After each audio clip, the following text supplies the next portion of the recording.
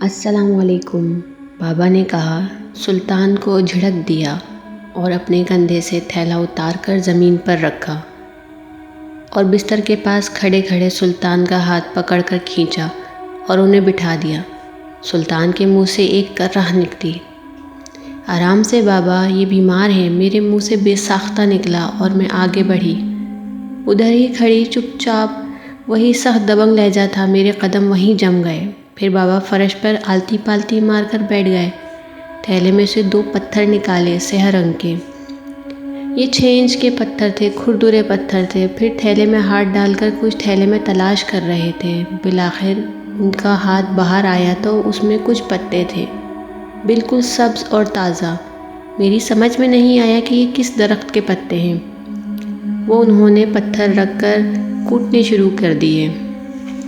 انہوں نے 2-3 ضرب ہی لگائی تھی کہ حیرت انگیز طور پر وہ چٹنی کی طرح پس گئے۔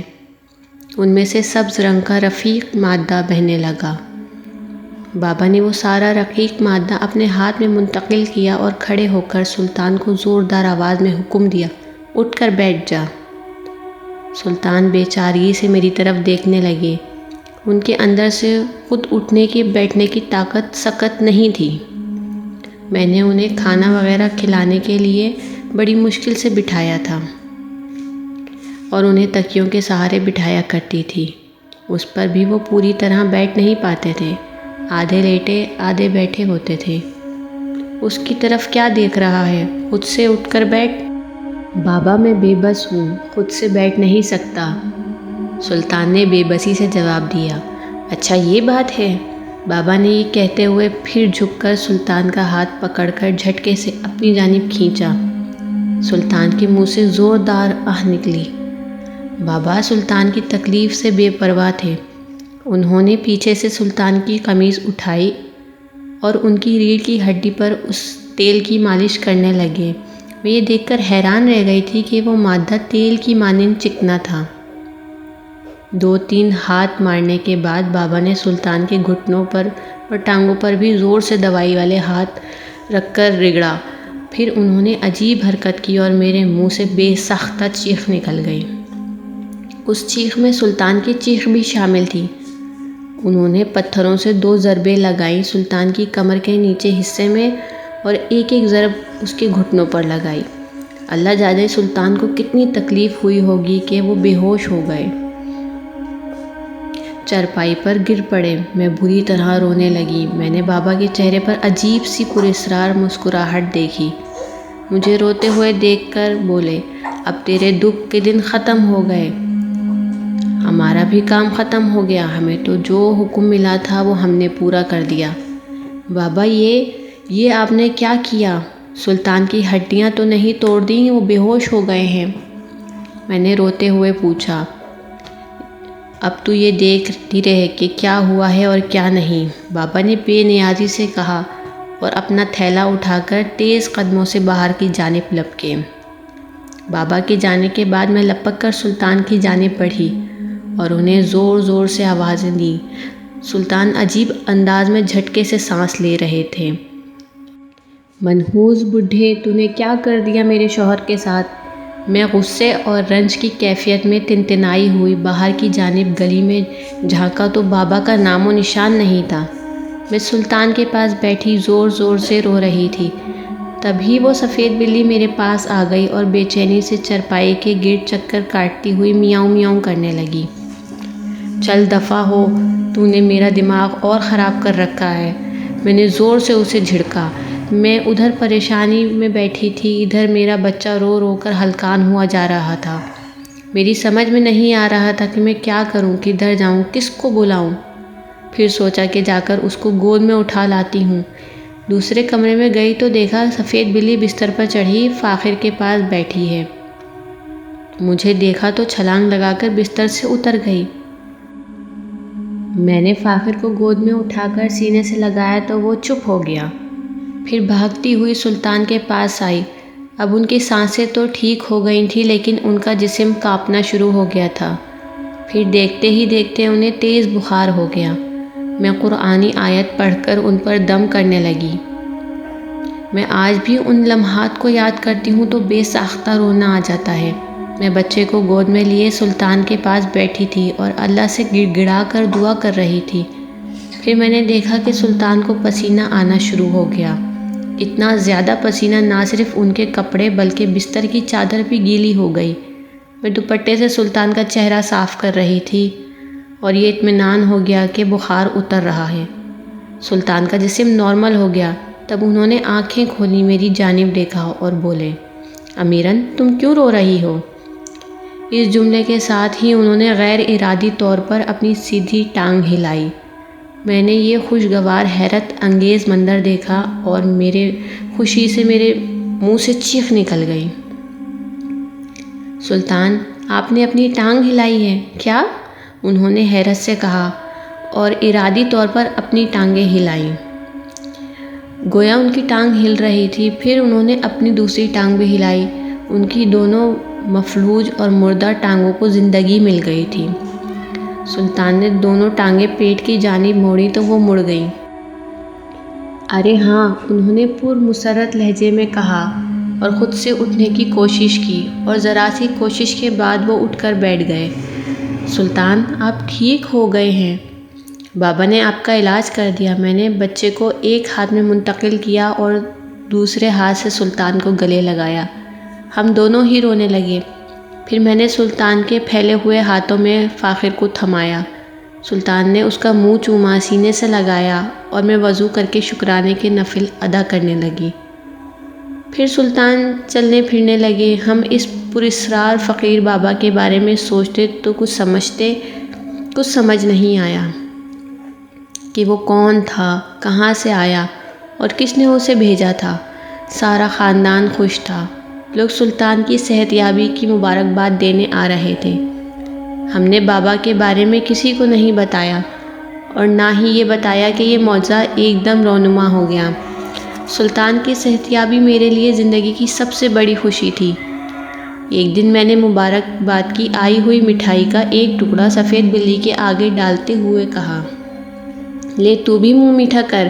میں بہت خوش تھی اور اس بلی نے مٹھائی بھی کھا لی۔ کمال کی بلی تھی وہ۔ دوسری خوشی مجھے یہ ملی کہ اللہ نے شادی کے 10 سال بعد آپا کی گود ہری کر دی۔ اللہ نے انہیں پیاری سی بیٹی دی تھی۔ ان دنوں حالانکہ غربت تھی لیکن میں بہت خوش رہتی تھی۔ سلطان اب چھوٹا موٹا کام کرنے لگے تھے۔ کچھ نہ ہونے سے کم آمدنی بھی میرے لیے بہت تھی۔ ایک دن اس سفید بلی کے آگے روٹی رکھتے ہوئے میں نے اس سے کہا، ان دنوں میرا موڈ اچھا رہنے لگا تھا اور میں اپنی پرانی عادات میں واپس لوٹ آئی تھی۔ کیا بات ہے میری پیاری بلی، تم اکیلی گھومتی رہتی ہو؟ کسی بلے سے شادی کر لو، بچے پیدا کرو، اپنا گھر بساؤ، جب دیکھو یہاں اکیلی پڑی رہتی ہو۔ میری بات سن کر وہ سفید بلی ناراض ہو گئی۔ اس نے کھانا نہیں کھایا اور پلٹ کر چلی گئی۔ لو بھائی، تم تو ناراض ہو گئی، میں تو مذاق کر رہی تھی۔ کھانا تو کھا لو، میں نے اسے آواز دی۔ اس نے پلٹ کر میری جانب دیکھا اور دیوار پر چڑھ کر گھر کے باہر کود گئی۔ میں نے اس کا کھانا وہیں رکھا رہنے دیا۔ ابھی آئے گی گھوم پھر کر تو کھا لے گی۔ لیکن وہ دوسرے دن تک کھانا یوں ہی پڑا رہا، نہ وہ آئی اور نہ ہی اس نے کھانا کھایا۔ پھر تو وہ مجھ سے ہفتوں تک ناراض رہی اور گھر میں دکھائی نہیں دی۔ مجھے بار بار اس کا خیال آتا تو بڑا ملال ہوتا کہ واقعی وہ تو ناراض ہو گئی ہے۔ تقریباً 1.5-2 ماہ کے بعد ایک دن دوپہر کو میں سو رہی تھی، گھر میں تنہا تھی، تو اس کی میاؤں میاؤں سے میری آنکھ کھل گئی۔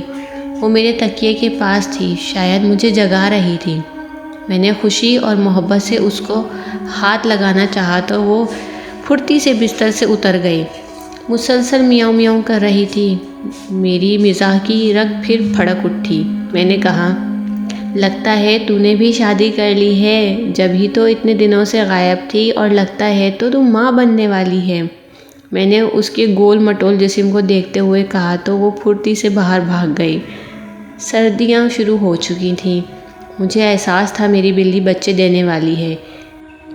ایک دن میں نے پرانے کپڑوں کا بستر سا بنا کر ایک کونے میں رکھ دیا اور اس سے کہا، اپنے بچے یہاں رکھ لینا، بہت سردی ہے۔ مجھے اس سے لگاؤ اور انسیت بہت ہو گئی تھی۔ اب میں اس کا بہت خیال رکھا کرتی تھی۔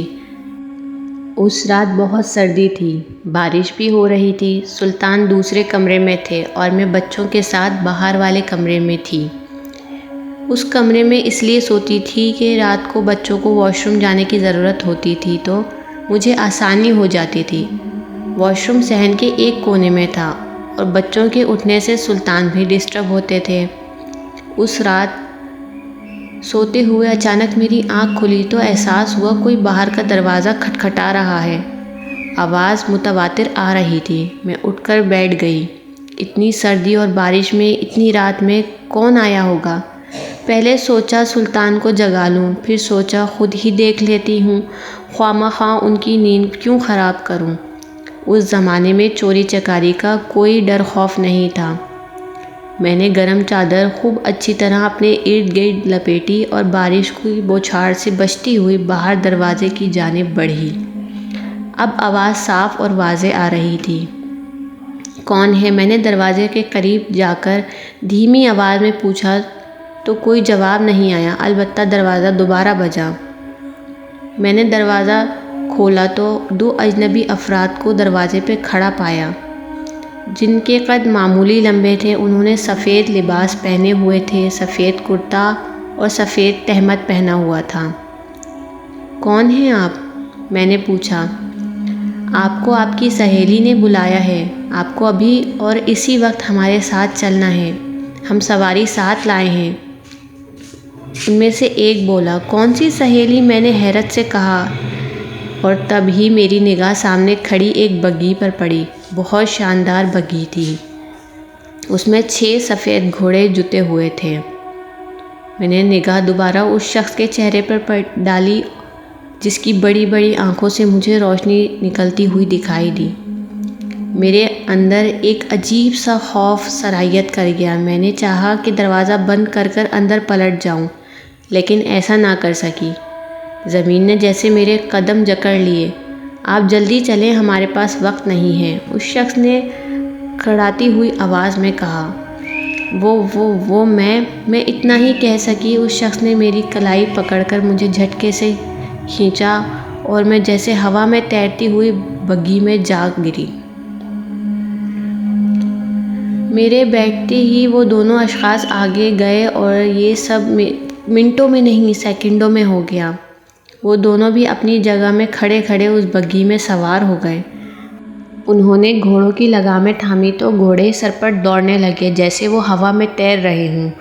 میرا یہ حال تھا کہ کاٹو تو بدن میں لہو نہیں۔ میرا دل اتنی زور سے دھڑک رہا تھا کہ اس کے دھڑکنے کی صدا مجھے خود اپنے کانوں میں سنائی دے رہی تھی۔ بدن پر لرزہ طاری تھا۔ میں گھبراہٹ میں کبھی سورہ فاتحہ پڑھنے کی کوشش کرتی، پھر بھول جاتی تو کبھی سورہ اخلاص پڑھنے کی کوشش کرتی، آیت الکرسی پڑھنے کی کوشش کرتی تو چند الفاظ کے علاوہ پڑھ نہ سکتی۔ میں یہ زیر لب پڑھنے کی کوشش کر رہی تھی۔ تبھی ایک شخص بولا، خاتون آپ گھبرائیں نہیں، ہم آپ کو کوئی نقصان نہیں پہنچائیں گے، بلکہ آپ تو ہمارے لیے مہمان ہیں اور ہم مہمان نوازی کرنا خوب جانتے ہیں۔ مہمان نوازی تو ہمارے انبیاء کی سنت ہے۔ مجھے کس نے بلایا ہے؟ اس کے منہ سے یہ ساری باتیں سننے کے بعد میری کچھ ہمت بندھی تو میں نے ڈرتے ڈرتے پوچھا، آپ کی سہیلی نے؟ اس نے جواب دیا، پھر بولا، آپ شاید انہیں بھول گئی ہیں لیکن انہیں آپ یاد ہیں، وہ ہماری شہزادی ہیں اور ہم ان کے خادم ہیں۔ آپ ان سے ملیں گی تو انہیں پہچان جائیں گی۔ بس اب ہم وہاں پہنچنے ہی والے ہیں۔ اور میں دل ہی دل میں یہ سوچ رہی تھی، یا اللہ، میری کون سی سہیلی شہزادی ہے، بلکہ میری تو کوئی خاص سہیلی ہے ہی نہیں۔ یہ سب مجھے بہت پراسرار لگ رہا تھا اور ڈر بھی تھا اور فطری تجسس بھی تھا۔ اور پھر وہ بگھی رک گئی۔ جاری ہے۔